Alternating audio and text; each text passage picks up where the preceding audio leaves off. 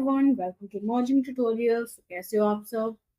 आज के वीडियो में हम करेंगे 6 क्लास की एनसीईआरटी का chapter number 8, that is named as the banyan tree.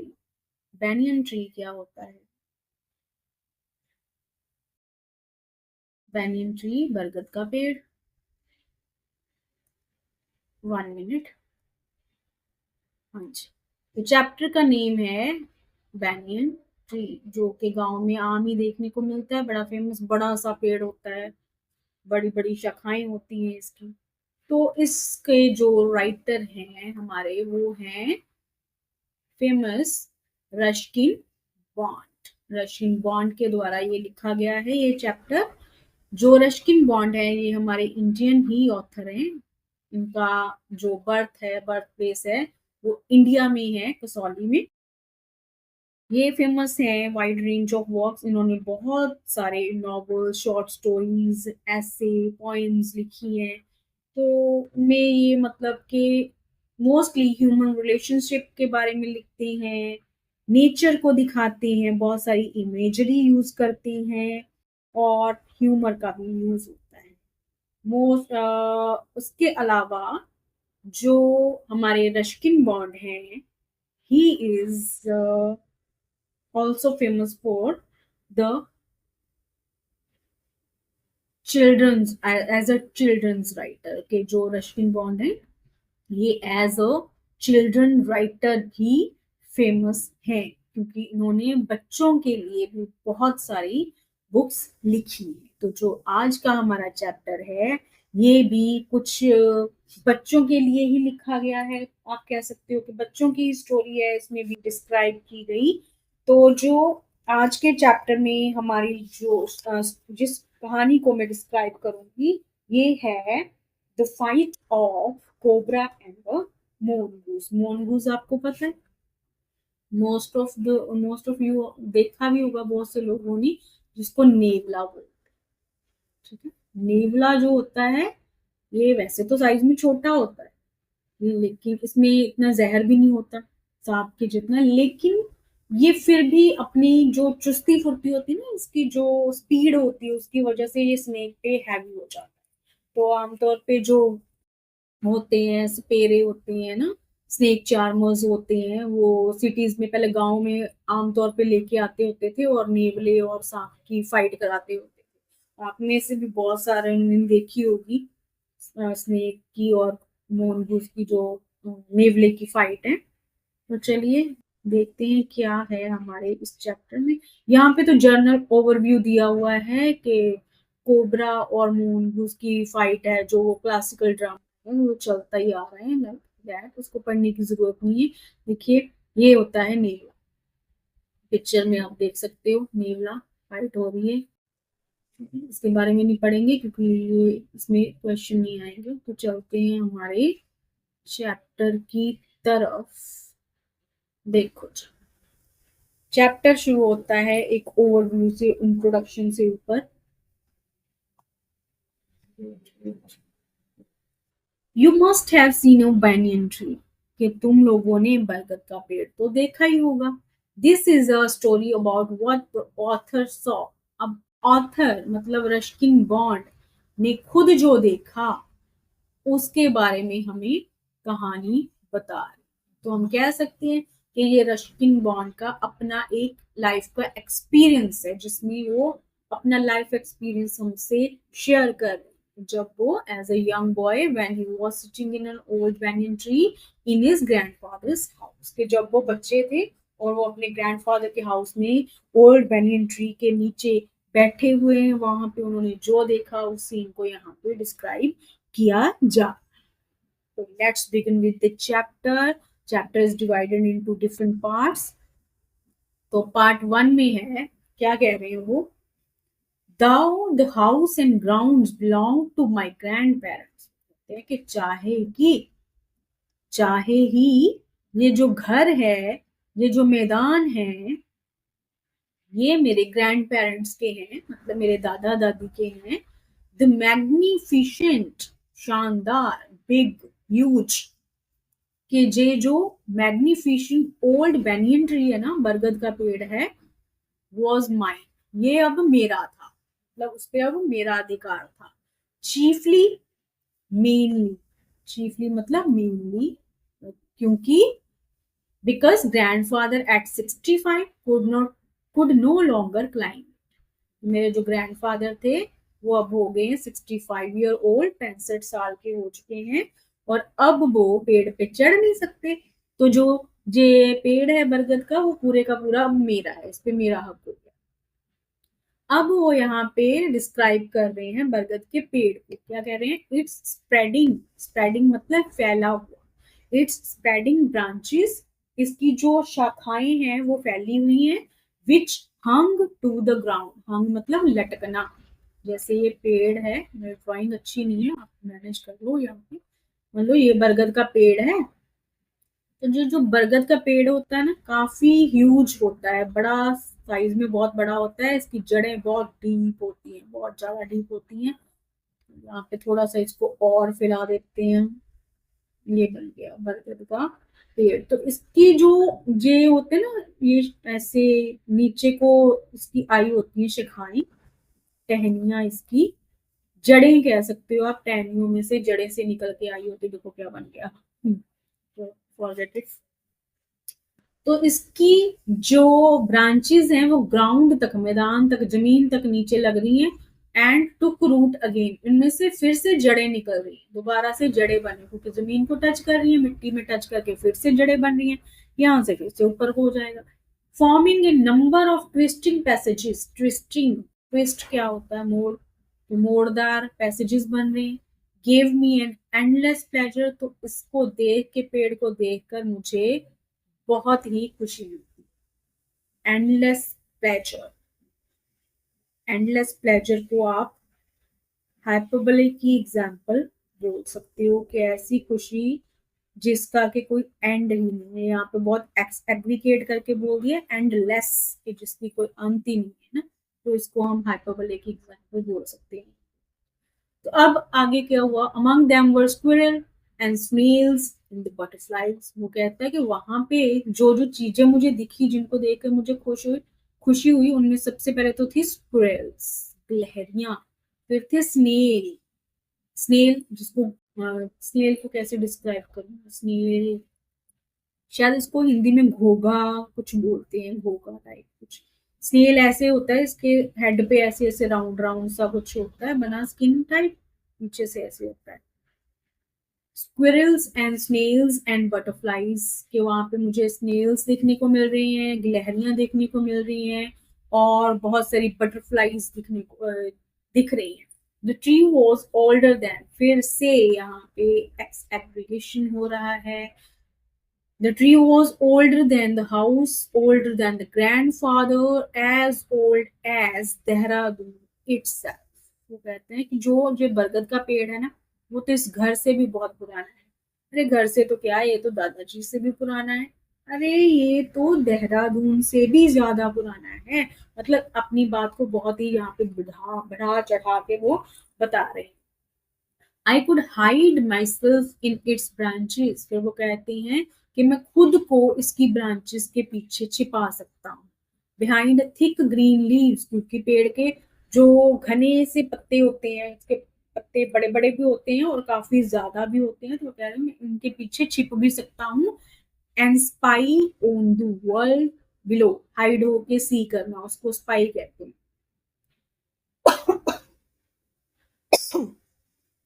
Sorry, hide होके किसी चीज पे निगाह रखना, किसी चीज को वॉच करना, उसको स्पाई करना कहते हैं।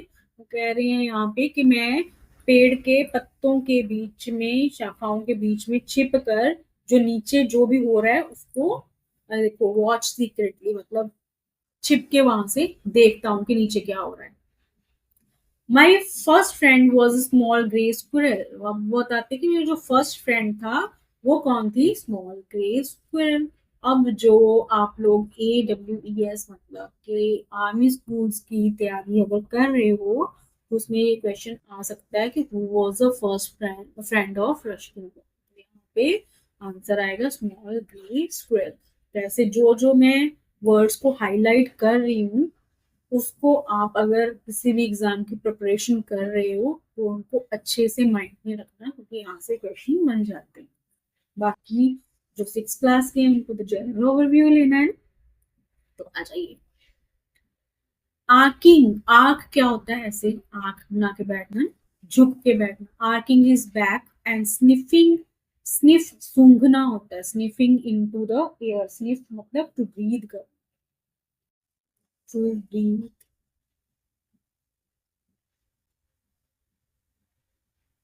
टू ब्रीथ इन, और टू स्मेल, कुछ भी बोल सकते हो। स्निफ करना, आवाज वैसे तो आवाज जब जोर से आवाज नाक से हवा निकालते उसको स्निफ बोलते हैं, ठीक है। तो कहते हैं आर्किंग इज बैक, कि अपनी पीठ लगा के मैं आर्क सी बना के बैठा हूँ और हवा को सूंघ रहा हूँ। he seemed at first to resent my invasion of his privacy। तो ऐसा लगा कि मैंने उसकी प्राइवेसी को, उसकी किसकी, स्क्विरल की प्राइवेसी को इन्वेजन कर दिया है, मतलब इंटरप्ट कर दिया है, बाधा डाल दी है मैंने उसकी प्राइवेसी में जाकर एंटर करके। But when he found that I did not arm and myself with catapult और एयर गन। कैटापल्ट क्या होता है? जो गुलेल होती है उसको कैटापल्ट बोलते हैं। गुलेल आप लोगों ने देखी होगी, शायद नहीं भी देखी होगी। ऐसा कुछ होता था, यहाँ पे इसके रबड़ सी लगी होती थी और यहाँ पे आप पत्थर वगैरह कुछ भी रख के इसका निशाना लगा सकते हो, उसको कैटापल्ट बोलते हैं। तो जब गिलहरी ने देखा कि मेरे पास किसी तरह की एयर गन या गुलेल नहीं है, तो वो थोड़ा सा कंफर्टेबल हो गई। He became friendly and when I started bringing him pieces of cake and biscuit he grew quite bold. तो जब मैंने उसको थोड़े से केक के पीस और बिस्किट खिलाने शुरू किए तो और बोल्ड हो गई, मतलब मेरे साथ और घुल मिल गई। एंड वो सून टेकिंग मोरसेल्स, मोरसेल्स होता है small pieces of food, from hand. तो जल्दी ही वो मेरे हैंड से उठा के अब अपने आप खाने लगी, छोटे छोटे टुकड़े जो मैं उसको खिला रहा हूँ। अब वो मेरे से डर नहीं रही, मेरी फ्रेंड बन चुकी है। Before long he was delving into my pockets, के बिल्कुल देर नहीं लगी कि वो एंटर हो रही है, डेल्व कर रही है मेरी पॉकेट्स में। And helping himself to whatever he could find, खुद ही फाइंड कर रही है कि जो भी उसको मेरी जेब में से मिल रहा है, जेब में घुस घुस के देख रही है कि क्या खाने को है, वो खुद ही खा रही है, इतनी कंफर्टेबल हो चुकी है। He was a very young squirrel, वो बहुत यंग स्क्वेरल थी, मतलब आप बोल सकते चाइल्ड थी, छोटा सा बच्चा थी स्क्वेरल का। And his friends and relative, और उसके फ्रेंड्स और रिलेटिव्स के जो, देखो यहाँ पे आपको एक सीन डिस्क्राइब कर रहे हैं, यहाँ पे भी स्क्विरल्स बैठी हुई हैं। जो पेड़ ऊपर डिस्क्राइब किया था ना कि इसकी शाखाएं लंबी लंबी थी, जमीन तक आ रही है रूट्स, ये देखो यहाँ पे दिखाया हुआ सारा। अब स्क्विरल की जो फ्रेंड रिलेटिव्स है वो बैठे हैं ऊपर, ये देखो स्क्विरल उसके हाथ में से लेके खा रही है, केक खिला रहा है author. Probably thought him foolish. अब वो कह रहे हैं, ऑथर क्या कह रहे हैं, कि उसके जो फ्रेंड हैं वो शायद सोच रहे होंगे कि ये तो फुलिश है, ये तो पागल है। एंड हेड स्ट्रॉन्ग, इसका दिमाग खराब हो गया, फॉर ट्रस्टिंग ए ह्यूमन, कि ये तो एक ह्यूमन पे यकीन कर रही है, डेफिनेटली ही वुड हार्म ना। तो उसके जो फ्रेंड उस मतलब रश्किन बॉन्ड थोड़ा सा ह्यूमर टच यहाँ पे लेके आ रहे हैं, मजाकिया टच यहाँ पे लाना चाह रहे हैं, ये कह के कि जो स्क्विरल है वो बड़ी कंफर्टेबल हो गई है मेरे साथ और वो अपने आप मुझसे ले लेके खा रही है। तो उसके जो रिलेटिव्स, उसके फ्रेंड्स है, वो सोच रहे हैं कि ये तो पागल हो गई है यार, ये तो एक ह्यूमन पे भरोसा कर रही है। अब देखते हैं आगे क्या होता है। In the spring, child stories में ऐसे ही होता है ना, थोड़ा सा फन, थोड़ा सा मतलब थोड़ा सा सस्पेंस, ऐसा ही कुछ चैप्टर। इन द स्प्रिंग, अब जब स्प्रिंग सीजन आया, when the banyan tree was full of small red figs, birds of all kinds would flock into its branches। कि जब इसको लाल रंग के फूल, बर्ड्स लगने लगी हैं, तो यहाँ पे हर तरह का जो पक्षी था वो आने लगा। रेड बॉटम बुलबुल, जिसका नीचे से रेड कलर होता है, बुलबुल आने लगी। देखी होगी आपने चिड़िया जिसका पेट मतलब रेड कलर का होता है, बाकी ब्लैक होती है। बुलबुल आने लग पड़ी।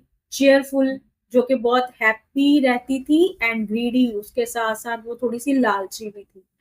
पैरट्स, मैना एंड क्रोज, स्क्यूबिंग। स्क्यूबिंग मतलब एक दूसरे से टक्कर खाते हुए, विद वन अनदर, एक दूसरे के बीच में लगते लगते, विद वन अनदर। स्क्यूबिंग, टच करते, नॉइज करते, जैसे एक दूसरे को छेड़ते नहीं होते, लाइक दैट। तो नॉइज को प्रोड्यूस करते हैं यहाँ पे, खेल रहे हैं एक दूसरे के साथ। यहाँ पे सारे जो भी बर्ड्स आ रहे हैं वो सारे आवाजें करते हैं, यहाँ पे चहचहा रहे हैं, खेल रहे हैं एक दूसरे के साथ। During the fig season the banyan tree was the noisiest place in the garden। अब इस सीजन में जब वहां पे फिग मतलब फ्रूट भी आ रहा है banyan ट्री पे, जो छोटी छोटी वो कोपले टाइप लग रही हैं, तो उसके साथ अब ये जो गार्डन है, बेनियन ट्री था जो, वो नॉजिएस्ट प्लेस बन गया। मतलब वहीं पे सबसे ज्यादा शोर शराबा है पूरे गार्डन में से। Halfway the tree I had built a crude platform. Crude मतलब टेम्पररी बोल सकते हो, सिंपल बोल सकते हो, कच्चा जिसको बोलते हैं टेम्पररी। हाफ पे ऑफ द ट्री, के इस पेड़ के हाफ में, जहां से इसकी ब्रांचेस स्टार्ट होती है, वहां पे मैंने एक क्रूड सा प्लेटफॉर्म बना लिया, एक सिंपल सा प्लेटफॉर्म बना लिया। प्लेटफॉर्म लाइक के जे जो टहनियां यहाँ पे कहीं पे, यहाँ पे ऐसे कुछ रख के बैठने के लिए जगह बना, प्लेटफॉर्म बना लिया। Where I would spend the afternoons when it was not too hot। Not too hot मतलब जब बहुत ज्यादा गर्मी नहीं होएगी ना, तो मैं यहाँ पे दोपहर के टाइम में बैठा। I could read there, propping myself up against the tree with the cushion from the living room. Propping मतलब जिसको ढांस लगाना, लीन अगेंस्ट होता है ना, क्योंकि पेड़ के साथ में जैसे टक करके बैठना, साथ में लग के बैठना, सहारा लेके बैठना, ऐसे। तो कहती कि मैं लिविंग रूम में से एक कुशन लेके आऊंगा और मैं ट्री पे उसको रख के उसके सहारे पे मतलब ढांस लगा के बैठ जाऊंगा। Treasure Island, Huckleberry Finn, these are the most famous children books. ठीक है, उनके नाम दिए हैं, इसको भी ध्यान में रखना है। Treasure Island, Huckleberry fin and the story of doctor Dolittle were some of the books that made up my banyan tree library। कि इन बुक्स को रख कर मैंने बैनियन ट्री पे एक लाइब्रेरी सॉर्ट ऑफ बना लिया था, मतलब वहां पे बुक्स भी रख ली थी पढ़ने के लिए, और वहीं पे बैठता था मैं, अपना टाइम स्पेंड करता था वहीं पे। When I didn't feel like reading, अब वो कह रहे कि जब मेरा पढ़ने का मन नहीं करता था, I could look down through the leaves at the world। तो मैं पत्ते हटाकर नीचे क्या हो रहा है ये देख लेता था। And no one particular afternoon I had a grandstand view of the classic of the Indian wilds। क्या देखा मैंने एक दिन, ये डे तो मुझे याद नहीं, लेकिन एक दिन मैंने एक ग्रैंड सा व्यू देख लिया। ग्रैंड स्टैंड मतलब वेरी क्लियर, वेरी नियरली, बहुत नजदीक से मैंने इंडियन वाइल्ड्स का क्लासिकल जो ड्रामा है उसको देख लिया। क्या देख लिया मैंने ऐसा, a fight between a mongoose and a cobra, कि वहां पे मैंने एक नेवले और कोबरा की फाइट को बहुत ही करीब से देखा। अब आ गया पार्ट सेकंड, इसमें क्या है, अब सीन को मतलब मोनगूस और कोबरा की फाइट को यहाँ पे डिस्क्राइब करें। The warm breezes of approaching मतलब upcoming summer.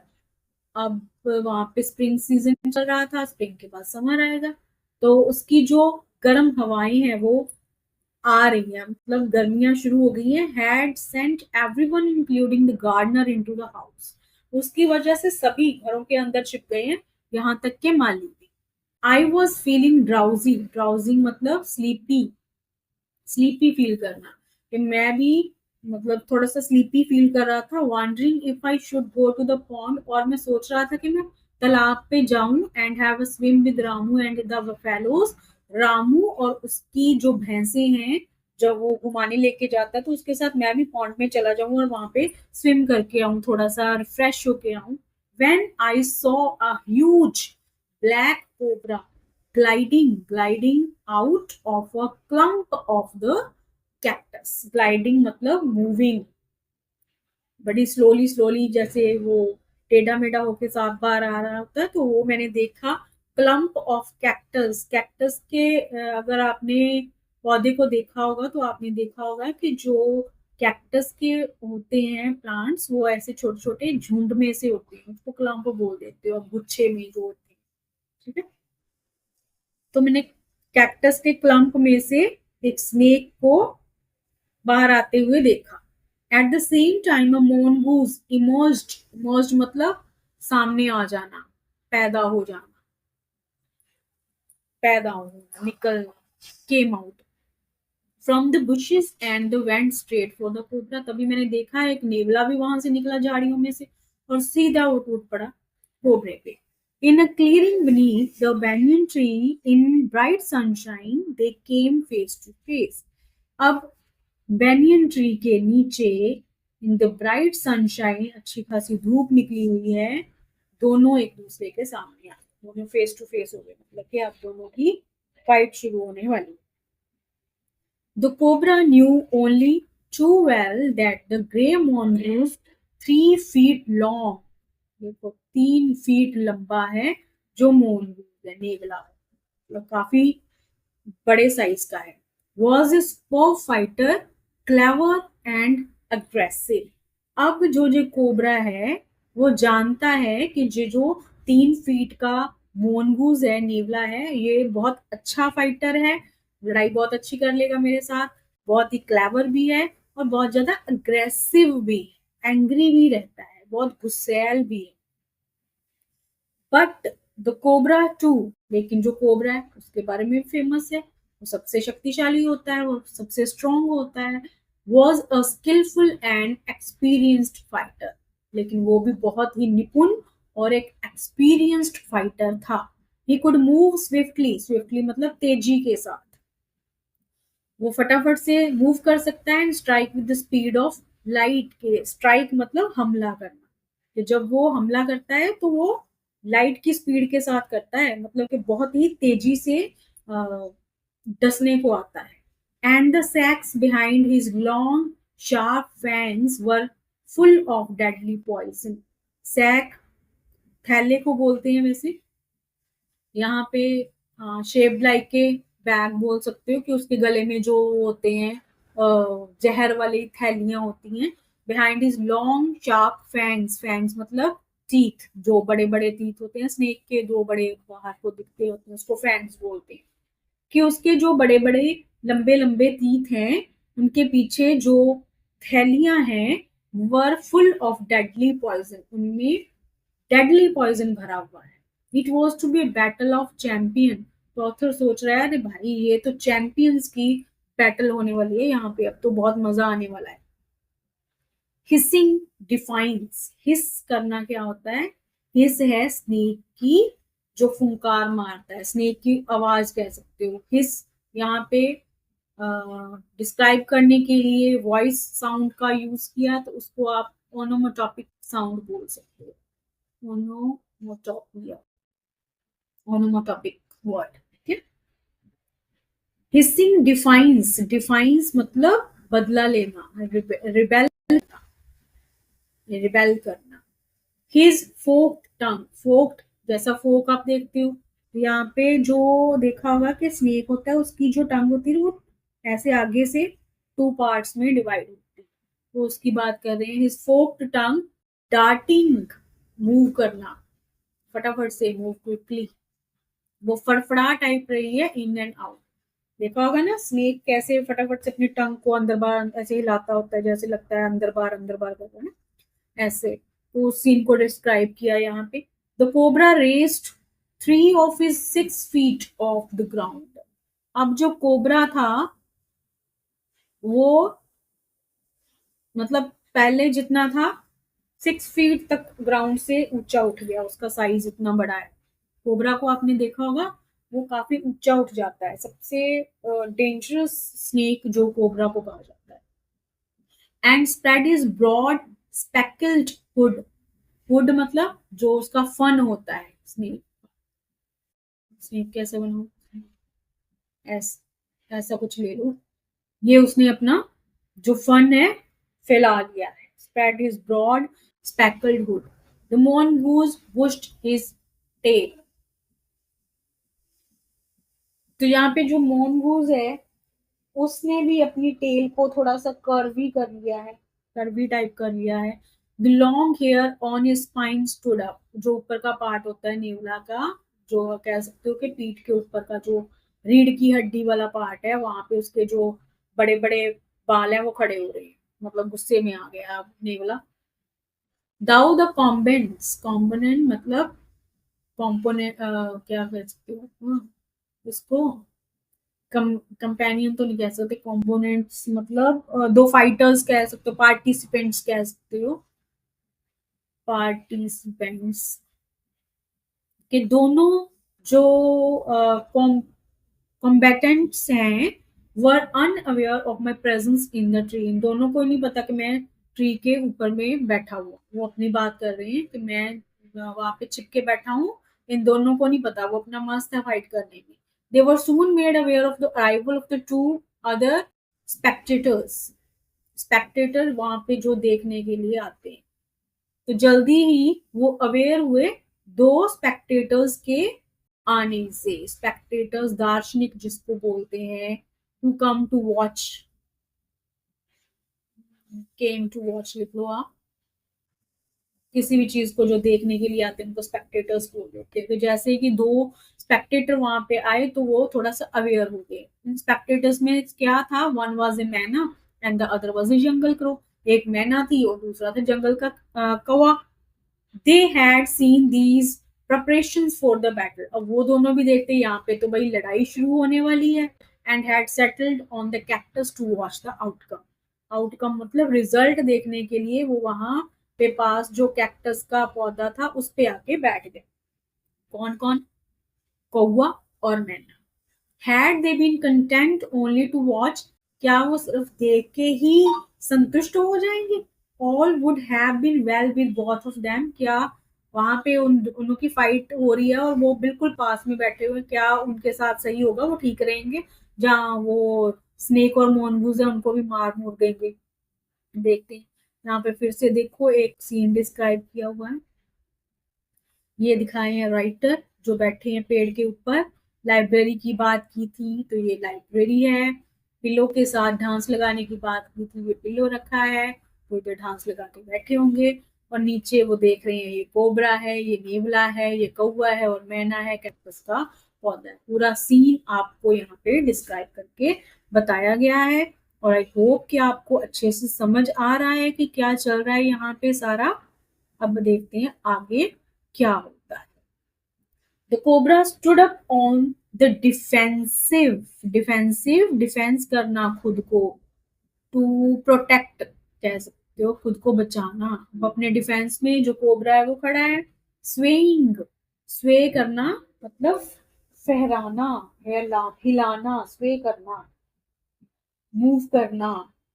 Swaying slowly from side to side, trying to mesmerize the mongoose into making a false move। mesmerize मतलब अपने बातों में अपने उसका ध्यान भंग करना, mesmerize करना, उसको अपनी तरफ आकर्षित करना जादुई तरीके से, कि जो mongoose है वो एक गलत अटैक कर दे। But the mongoose knew the power of his opponent's glassy, unwinking eyes। अब जो mongoose है उसको भी पता है कि उसके ओपोनेंट की जो जो चमकती अनविंकिंग आईज है, अनविंकिंग क्योंकि वो पलके नहीं झपकता, स्नेक की आई लैशेज नहीं होती, तो इसलिए अनविंकिंग आईज उसको डिस्क्राइब किया है। And refuse to meet them, तो उसकी आंखों में वो देख ही नहीं रहा है। इंस्टेड, इसकी जगह पे he fixed his gaze at gauge क्या होता है, जब मतलब के लगातार एक ही चीज पे, तो जो मॉनगूज है उसको पता है कि उसका जो ओपोनेंट है उसकी पावरफुल आईज हैं, वो उसको भटका सकता है, तो वो उसकी आंखों में देख ही नहीं रहा। तो इसकी जगह पे वो कंटिन्यूसली उसकी जो हुड है, कोबरा का फन है, उससे बिल्कुल नीचे देख रहा है एंड ओपन द अटैक। सबसे पहला हमला अब मूनगूज ने किया है।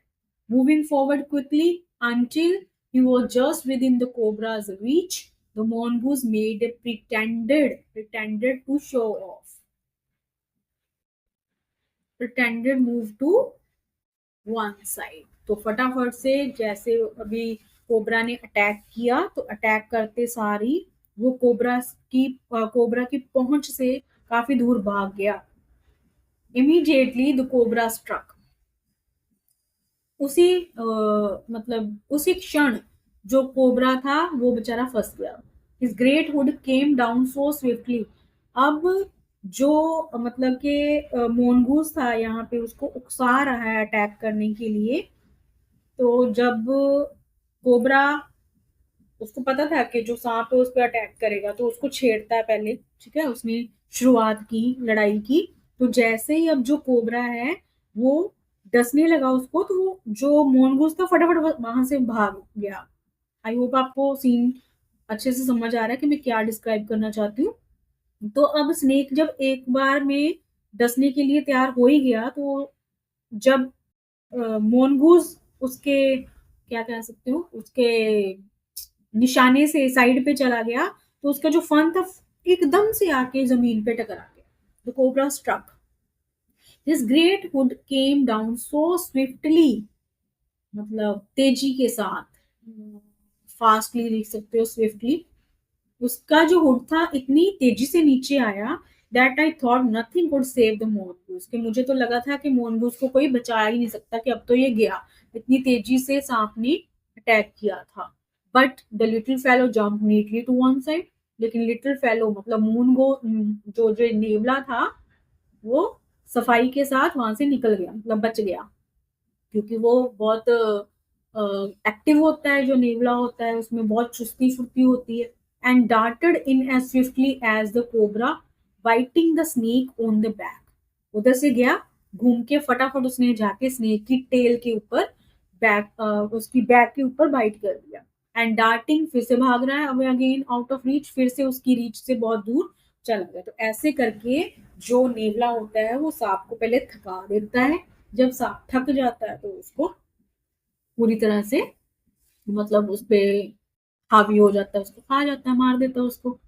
तो यहीं पे ऐसा ही कुछ हो रहा है कि उसको उकसा रहा है सांप को नेवला, बार बार अटैक करने को। बेचारा सांप बार बार अटैक कर ही जा रहा है, बार बार चोट लगी जा रही है उसको, धीरे धीरे वो थक जाएगा।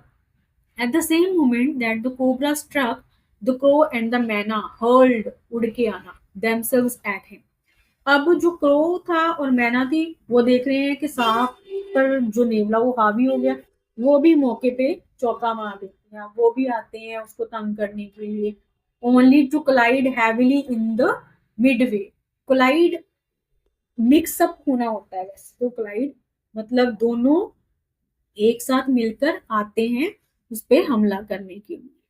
श्राइकिंग insults at each other, they return to the cactus plant. एक दूसरे को नीचा दिखाते हुए फिर से जाके कैक्टस प्लांट पे बैठ जाते हैं, क्योंकि वो सांप पे अटैक तो कर नहीं पा रहे अभी, क्योंकि अभी करेंगे तो वो सांप के अटैक से नहीं बच पाएंगे, उनमें इतनी चुस्ती फुर्ती नहीं है।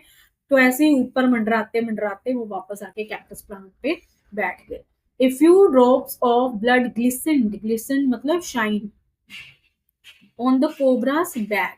अब क्योंकि नेवले ने कोबरा को बैक पे काटा था, तो जो ब्लड की कुछ बूंदे हैं वो चमक रही हैं उसकी बैक के ऊपर। The cobra struck and missed, बेचारा कोबरा फिर से अटैक करता है, फिर से मिस हो जाता है। अगेन द मोनगूस sprang असाइड, नेवला फिर से साइड पे चला जाता है। जम्प्ड इन एंड बिट, फिर से कूद के आता है, फिर से बाइट कर देता है। Again the birds diet at the snake, bumped into each other instead, and returned striking of the safety of the cactus।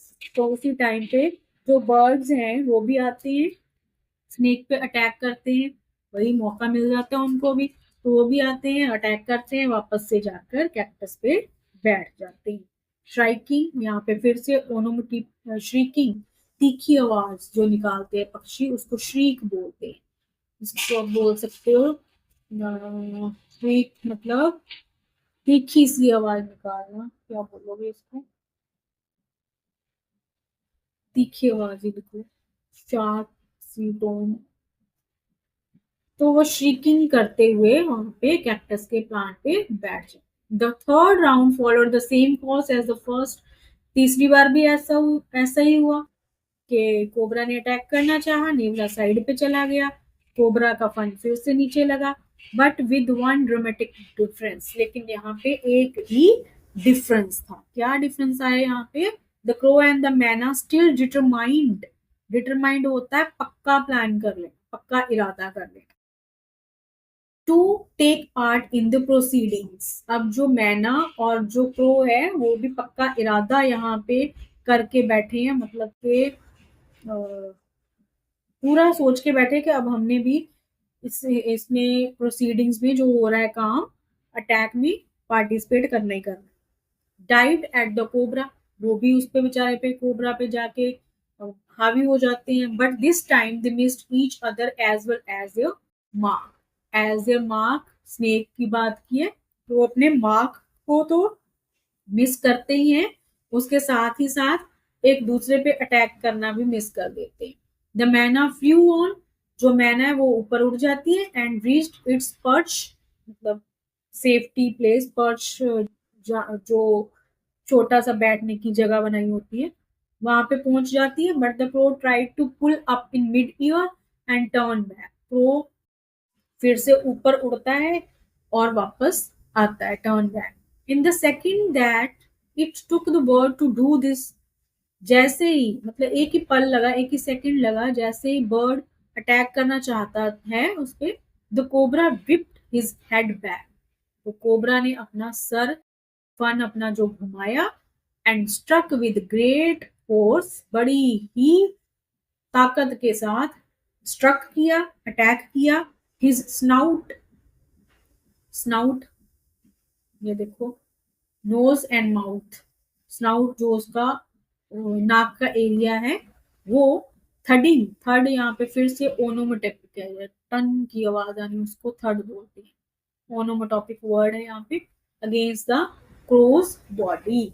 तो क्रो की जो बॉडी थी उस पे आके, उसका जो माउथ था, नाक था, नोज था, सांप का नाक तो वैसे नहीं होता, फन कह सकते हो, वो आके लगता है, तो बड़ी जोर से अटैक किया था उसने, तो वो क्रो के शरीर के साथ टकराया। I saw the word flung nearly 20 feet across the garden, कि मैंने देखा उस पक्षी को, उस कौवे को 20 फीट की ऊंचाई से गिरते हुए। It fluttered, फड़फड़ाना, about for a while, कि कुछ पल के लिए तो ये फड़फड़ाता रहा, फ्लटरिंग करता रहा, then lay still, फिर ये एकदम शांत होके वहां पे लेट गया। द मैना remained on the cactus plant, मैना डर गई, वो वहीं पे बैठी हुई है कैक्टस के प्लांट पे। एंड वन, देखो फिर से यहाँ पे सीन डिस्क्राइब किया है, मैं आपको बता देती हूँ। यहाँ पे राइटर बैठा है पत्तों के बीच में छिपकर, पूरा सीन नीचे देख रहा है। कोबरा और मोनगूज की फाइट हो रही है, स्नेक को बाइट किया था तो ब्लड की ड्रॉप्स यहाँ पे शो की गई हैं। मैना ऊपर उड़ रही है, और जो ये क्रो है वो बेचारा उल्टा होके यहाँ पे गिरा पड़ा है, क्योंकि स्नेक ने अटैक किया था। इसका जो ये वाला पार्ट था, ये इसके वर्ड के साथ टकराया था, जिसकी वजह से जो क्रो है वो यहाँ वहां पे बेहोश हुआ पड़ा हुआ। ठीक है। The snake and the mongoose return to the fight. Crow तो गिर गया नीचे, दोबारा से स्नेक और मोनगूज थे ये आगे फाइट में। Very wisely decided not to interfere again. अब मैना ने सोचा कि अब मैं इंटरफेयर नहीं करूंगी बीच में, बड़ी समझदारी की बात की उसने।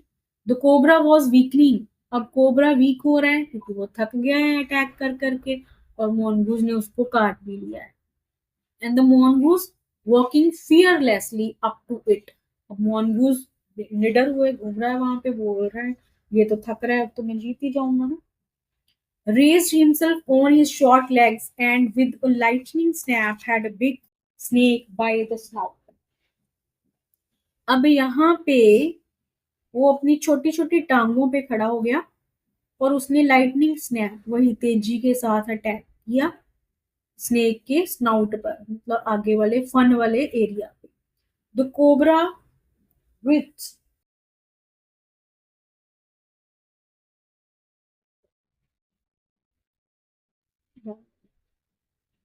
तो कहाँ पे थे हम?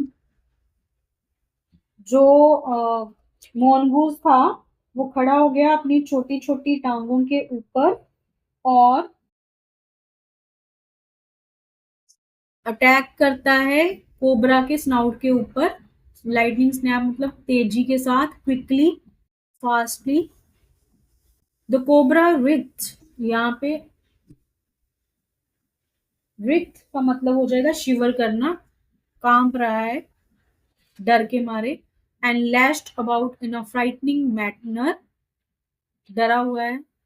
एंड फ्राइटनिंग, अफ्रेड लिख लो या इवन कॉइल्ड, कॉइल्ड मतलब ऐसे गोल गोल सा हो जाता है ना स्नेक, तो ऐसे कॉइल्ड हो गया है इटसेल्फ अबाउट द मून गूज, उसने नेवले के ऊपर खुद को कॉइल्ड कर लिया है, मतलब नेवला जो नेवला है उसको, ये नेवला बना देते हैं, ऐसे ही आता है मेरे को, इसके ऊपर स्नेक ने ऐसे कॉइल कर लिया है। The little but no avail, लेकिन इसका स्नेक को कोई फायदा नहीं हुआ, कोई सक्सेस नहीं मिली उसको। The little fellow hung grimly on until the snake has ceased to struggle. अब जो लिटिल फेलो मतलब जो नेवला है वो उतनी देर तक हिलता झुलता रहता है, कोशिश करता रहता है, और स्नेक बेचारा बचने की स्ट्रगल कर रहा है, उसको मारने की कोशिश कर रहा है। He then smelled along its quivering length, gripped it round the hood and dragged it into the bush. अब मोनगूज ने क्या किया, इसकी जो लेंथ थी, मतलब जितना लंबा था, 3 फीट लॉन्ग था ना, उसने उसकी हुड को, जो कोबरा का फन था, उसको अच्छे से ग्रिप कर लिया, उसको पकड़ लिया। तो हुड को ही ग्रिप कर लेगा तो बेचारा स्नेक क्या करेगा, वहां से पकड़कर, उसके हुड से पकड़कर, उसके फन से पकड़कर उसको खींचता हुआ लेके जा रहा है झाड़ियों के बीच। ड्रैग मतलब टू पुश, झाड़ियों के बीच में ले गया नेवला। The mynah dropped cautiously, cautiously मतलब चौकन्ना होके, alertly. Drop to the ground, मैना बड़ी सावधानी के साथ ग्राउंड पे आई। Hopped about, hopping, hopping word जो है, हुप करना मतलब जंप करना ना, कूदना, जैसे जो बर्ड जैसे कूदते कूदते से जाते होते ना आगे, उसको हुपिंग बोलते हैं। तो कूदती हुई जा रही है। Peered into the bushes from a safe distance, safe distance मतलब जहां से वो सेफ है उतनी डिस्टेंस रखी हुई है उन्होंने। And then with a shrill cry, फिर से वही तीखी सी आवाज दी है, क्राई ऑफ कॉन्ग्रेचुलेशन, जैसे वो नेवले को कॉन्ग्रेचुलेट कर रही हो, उसको बधाई दे रही हो कि तुमने कोबरा को मार दिया, और उसके बाद वो उड़ जा, तो यहीं पे हो जाता है चैप्टर एंड। तो यहाँ पे चैप्टर में कुछ खास नहीं था, इसमें एक इंसिडेंट को डिस्क्राइब किया गया है जिसमें स्नेक और कोबरा की फाइट को ही डिस्क्राइब किया है। इसके अलावा चैप्टर में कुछ देखने को नहीं मिला है। सो यहीं पे करते हैं चैप्टर हमारा एंड। क्रिटिकल एनालिसिस के बारे में कुछ भी नहीं है, तो आप इसका क्रिटिकल एनालिसिस वही सोशल रियलिज्म दे सकते हो। यहाँ इसमें जो समाज की सच्चाई बातें हैं, जॉनरा है, वो बस सोशल जॉनरा वही दिखाया गया है, उसके अलावा तो इसके इसमें क्रिटिसिज्म की तो कुछ बात नहीं है। तो यही भी करते हैं वीडियो को एंड, मिलते हैं नेक्स्ट वीडियो में, तब तक take care and bye bye.